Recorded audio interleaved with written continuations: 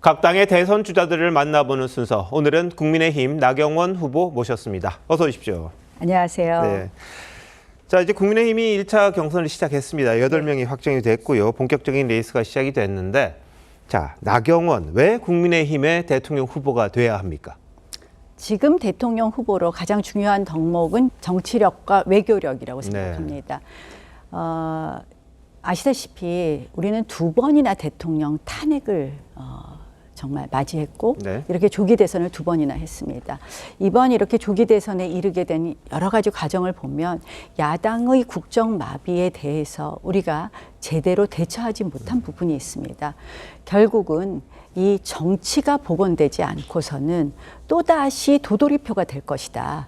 그래서 야당과 맞설 거는 맞서고 또 협상해서 얻을 거는 얻는 그런 대통령이 되어야 된다는 것이고요. 네. 두 번째로는 저는 외교력을 말을 하는데요. 우리 경제 이야기를 하는데 경제의 가장 중요한 부분은 지금 외교로밖에 풀 수 없습니다. 풀 수밖에 없습니다. 근데 뭐 아시다시피 제가 문재인 정부 때 종전선언을 2번이나 미국에 가서 막아냈습니다. 백악관 또 의회를 통해서 막아냈고요. 지금은 또 트럼프 대통령 측과 통하는 유일한 우리 당 후보 아닌가 이렇게 생각을 합니다.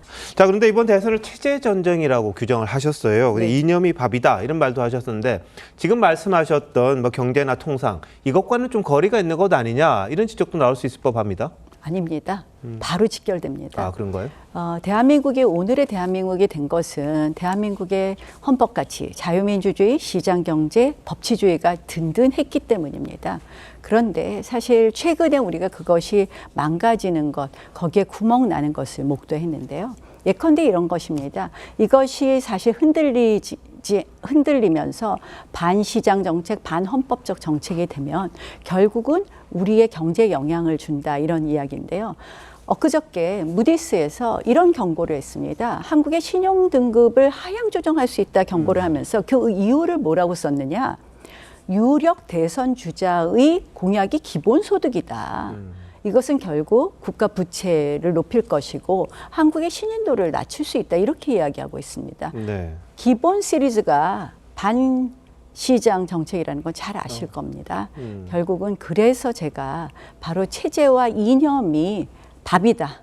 자유가 밥이다. 자유가 경제다. 자유가 안보다. 얘기하는 것입니다. 알겠습니다. 자, 근데 오세훈 서울시장이 불출마를 선언했습니다. 지금 당내 주자들 계속해서 만나고 있는데 물론 뭐 특정 후보를 지지할까 싶긴 한데 나경원 후보 같은 경우에는 오 시장의 어떤 점들을 좀 채택을 하셔서 그 지지층을 또 흡수하시겠습니까? 오 시장과 저는 유일한 서울을 근거로 한 정치인입니다. 우리 후보 중에서는. 사실 그래서 그동안 오 시장과는 여러 가지 논의를 많이 했었고요.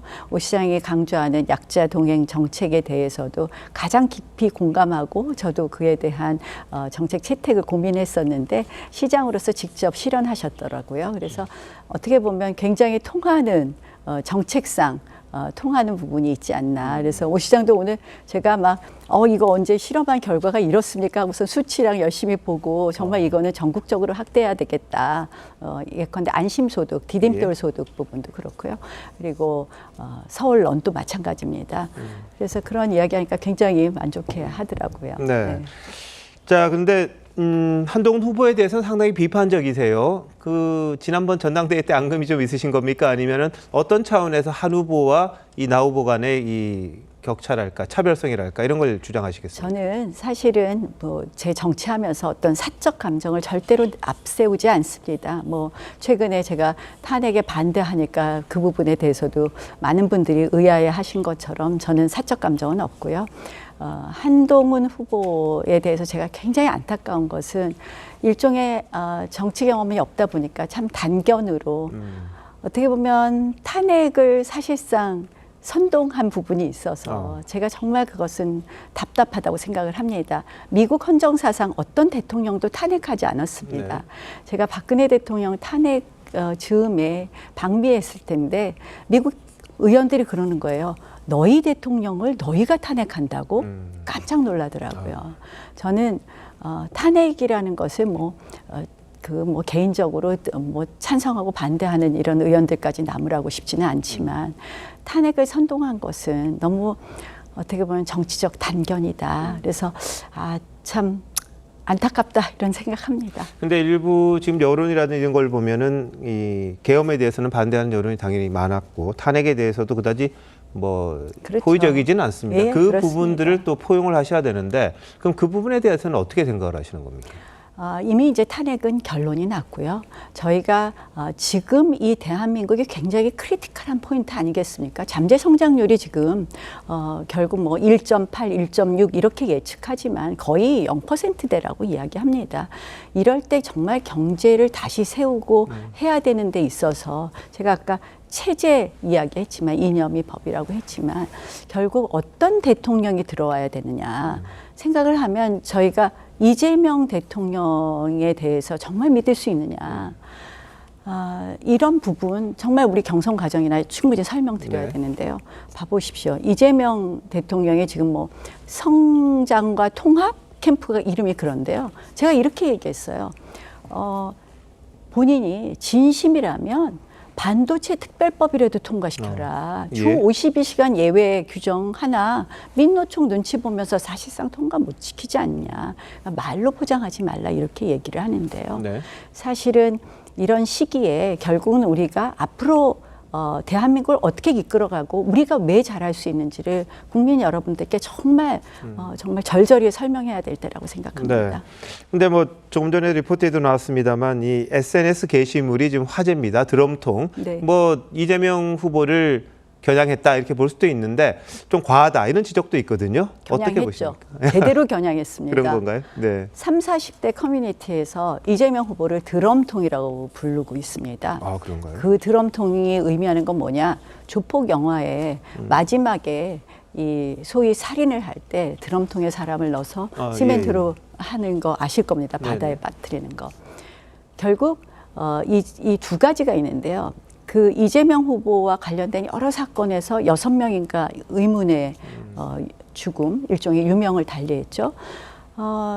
그런 공포심들도 있고요. 또 하나는 1인 정당, 이재명 1인 정당 민주당이 국회를 다 장악했는데 행정 권력까지 장악했을 때 그 공포심 역시 있다고 생각을 합니다. 네.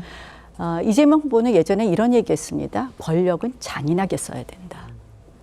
그래서 저는 그것을 바로 직격한 어쩌면 새로운 방법으로 그랬더니 민주당이 지금 뭐 난리가 났습니다. 네. 뭐 저를 고소한다 그러는데 제가 막 고소한다 그랬습니다. 예.